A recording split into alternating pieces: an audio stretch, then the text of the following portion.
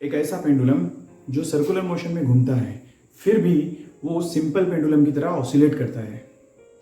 But क्या आप जानते हो इसका पीरियड किस पे डिपेंड करता है, लेंथ पे या एंगल पे? So let's decode this amazing physics mystery, that is the period of conical pendulum. Hello dear students, मैं हूं Pathan sir from Foundation Wallah Academy, जहां फिजिक्स, केमिस्ट्री, बायोलॉजी फाउंडेशन से लेकर नीट तक के कॉन्सेप्ट को क्रिस्टल क्लियर किया जाता है।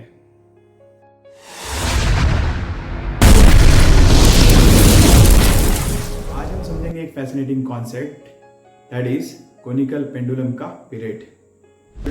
इस वीडियो की एंड तक आपका ये टॉपिक इतना क्लियर हो जाएगा कि एग्जाम में कोई भी क्वेश्चन अगर कोनिकल पेंडुलम से रिलेटेड होगा तो आपका कभी गलत नहीं होगा।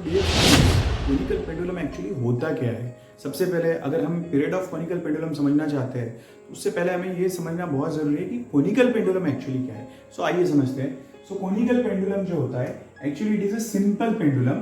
कोनिकल पेंडुलम ये सिंपल पेंडुलम है, पूरा सिंपल ही पेंडुलम है, लेकिन इसमें जो बॉब है वो परफॉर्म कर रहा है हॉरिजॉन्टल सर्कुलर मोशन और जो स्ट्रिंग है वो डिस्क्राइब कर रही है angle. It is just seems to be like a simple pendulum, but what is the difference कि यहाँ पे जो स्ट्रिंग है वो डिस्क्राइब कर रहा है angle, just like in the form of cone. Alright, that is the difference. Dear students, आइए हम देखते हैं कोनिकल पेंडुलम का जो डेरिवेशन है वो कैसे है। एक्चुअली हम इसका पीरियड ऑफ कोनिकल पेंडुलम जो हम डेरिवेशन देख रहे हैं वो निकलेगा कैसे। So let's see, consider this diagram. इस डायग्राम में आप देख रहे हो कि ये एक स्ट्रिंग है, ये ऐसे है। जैसे ही बॉब इस पॉइंट पे होगा, यहां से घूमते घूमते यहां आएगा, तो यहां पे बॉब पे टेंशन आएगा। ये टेंशन स्ट्रिंग में आएगा and that tension resolve into two components, that is vertically upward t cos theta और हॉरिजॉन्टली t sin थीटा। और t cos थीटा को बैलेंस करने के लिए लगेगा वेट, डाउनवर्ड वेट mg, और t sin थीटा को बैलेंस करने के लिए लगेगा mr ओमेगा स्क्वायर। तो इस लॉजिक से अगर देखा जाए तो यहाँ पे एक्सिस के साथ में एंगल हमेशा थीटा बनेगा। तो आइए इसको सॉल्व करते हैं पहले। तो हम अगर लेते हैं t sin theta equals to mr omega square, alright, ये हमारा होगा बेटा equation number 1। Then t cos theta equals to हम यहां लेंगे mg, तो ये होगा बेटा हमारा इक्वेशन नंबर 2। तो यहां पर जब हम क्या करेंगे, डिवाइड, हम यहां पे डिवाइड इक्वेशन 1 बाय 2, तो यहां पे क्या होगा, t sin theta divided by t cos theta equals to mr omega square by mg। m tt cancel हो जाएगा। यहां पे आप sin theta by cos theta tan theta मत कीजिए, आपके टेक्स्ट बुक में जैसा दिया है वैसा ही जाइए, ठीक है। tan थीटा से भी आंसर आ जाएगा, नो प्रॉब्लम, लेकिन आप टेक्स्ट बुक के अनुसार ही जाइए। तो यहां पे बचेगा बेटा sin theta by cos theta equals to r omega square by g। और हम यहाँ पे हमें आगे में पीरियड ऑफ कोनिकल पेंडुलम निकालना है, तो t equals to 2 pi by omega चाहिए हमें, है ना। तो 2 पाई का तो वैल्यू रहेगा, लेकिन ओमेगा हम यहाँ से निकालेंगे। सो आगे में हमारा डायरेक्ट फॉर्मूला है बेटा पीरियड का, किसी भी पीरियड का formula t equals to 2 pi by omega, जहां सर्कुलर मोशन में आएंगे तो इसलिए हम ओमेगा की वैल्यू यहां निकालेंगे। So therefore omega square equals to g को इधर ले लेते हैं, g sin theta divided by ये r को इधर ला लेते हैं, r cos थीटा। नाउ अब इस फिगर की अगर हम ज्योमेट्री देखते हैं तो ये है अपोजिट साइड, ये है हाइपोटेन्यूज, और ये है यहां पे हम देखते हैं तो एडजेसेंट साइड। सो अगर हम देखते हैं from the geometry of figure, from geometry of figure, अगर हम ज्योमेट्री देखते हैं फिगर की तो क्या होगा बच्चों, देखो यहाँ पे जो एंगल आएगा, ठीक है, यहाँ पे ज्योमेट्री हम देखेंगे, साइन थीटा का एंगल लेंगे। So sine theta equals to opposite by hypotenuse. तो हाइपोटेन्यूज की लेंथ आ रहा है बेटा l और ये है r। इसको हम क्या लेंगे, मैं यहां से यहां तक लिख देता हूं, पूरा यहां तक नहीं आ रहा है, लेकिन ये l है और ये r है। Sine theta equals to r by l, opposite by hypotenuse. मैं इसके सामने लिख भी देता हूं लगे तो, यहाँ पे अपोजिट बाय हाइपोटेन्यूज, ये साइन थीटा का एंगल आया। So that is why, so r equals to यहाँ पे हो जाएगा l sin theta. So r equals to क्या होगा, l sin theta. Suppose this is equation number 3। Now put this in equation number 3, put this in equation 3, we get, हमें क्या मिलेगा अगर हम इस r की वैल्यू को बेटा यहां पर पुट करते तो हमें क्या मिलेगा, देखिए, so it will be omega square equals to g sine theta divided by r का वैल्यू l साइन थीटा और यहां पे आ जाएगा cos theta. Now this sine theta will get cancel, so omega square equals to g by l cos theta. हम यहां पे क्या करेंगे, taking square root on both sides, दोनों साइड से बेटा हम स्क्वायर रूट ले लेंगे तो हमें मिल जाएगा ओमेगा इक्वल्स टू, हमें मिलेगा ओमेगा का value omega equals to g by, हमें मिलेगा omega equals to g by l cos theta. So ये होगा वैल्यू ओमेगा का। ऑलराइट, सो इतनी सिंपल तरीके से हमने ओमेगा का वैल्यू निकाले। फिर से एक बार बता रहा हूं, इस डायग्राम को अगर आप अच्छे से समझो, ये हम कोनिकल पेंडुलम का पीरियड पढ़ रहे बेटा, जिसमें बॉब डिस्क्राइब कर रहा है, बॉब परफॉर्म कर रहा है हॉरिजॉन्टल सर्कुलर मोशन और स्ट्रिंग डिस्क्राइब कर रहा है एंगल को।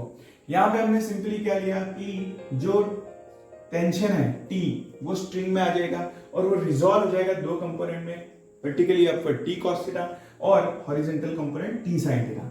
T cos थीटा को बैलेंस करेगा mg, T sin थीटा को बैलेंस करेगा mr ओमेगा स्क्वायर। यही चीज हमने इक्वेशन नंबर 1 2 में लिख दिया और 1/2 कर लिया, डिवाइड कर लिया, तो हमें ultimately omega square equals to g sin theta by r cos theta मिला।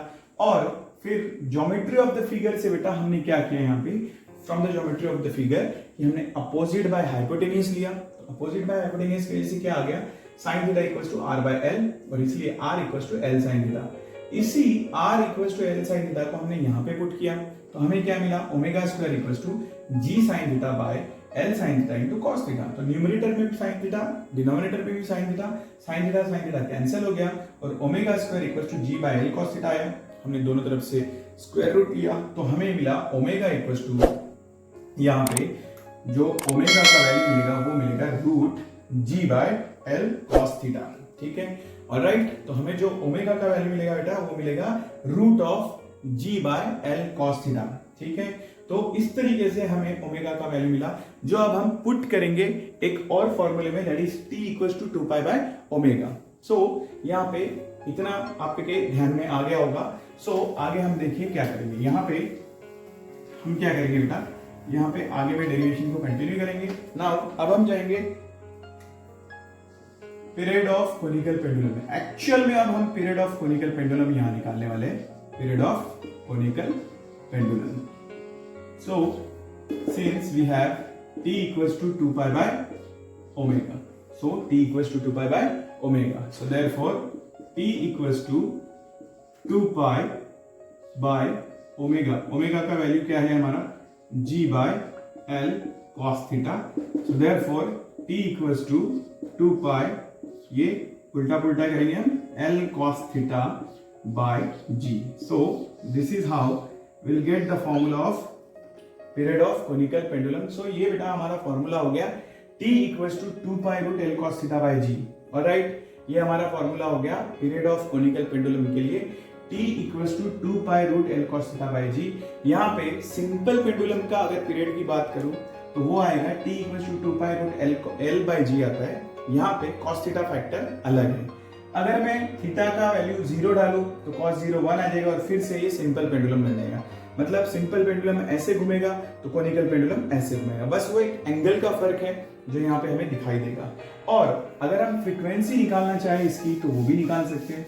अगर हमें फ्रीक्वेंसी निकालना है तो इजीली हम वो भी निकाल सकते हैं। How exactly will calculate this, अगर हम यहाँ पे फ्रीक्वेंसी निकालना चाहते हैं, frequency of conical pendulum that is f, so f equals to 1 by t, so therefore f equals to 1 by 2 pi by omega, so therefore f equals to omega by 2 pi, ये formula हो जाएगा।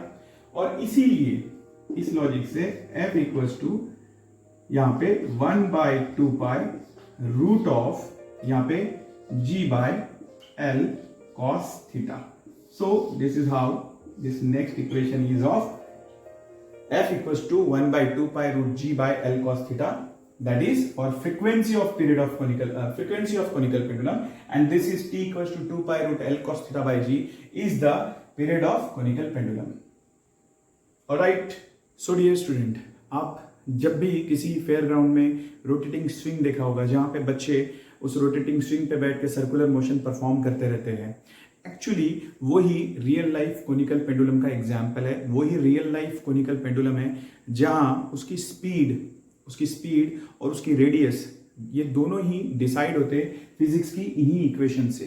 सो याद रखें बेटा, जब भी आप next time ऐसे फेयर ग्राउंड में जाए तो याद रखना कि you are watching literally physics in action.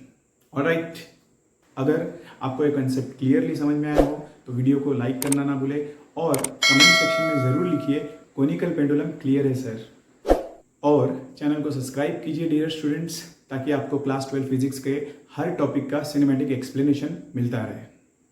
मैं हूं पठान सर, आप देख रहे हैं फाउंडेशन वाला एकेडमी. फिजिक्स को फील करो, रट्टा मत मारो. मिलते हैं नेक्स्ट कॉन्सेप्ट वीडियो में. Till then keep learning, keep growing. Thank you.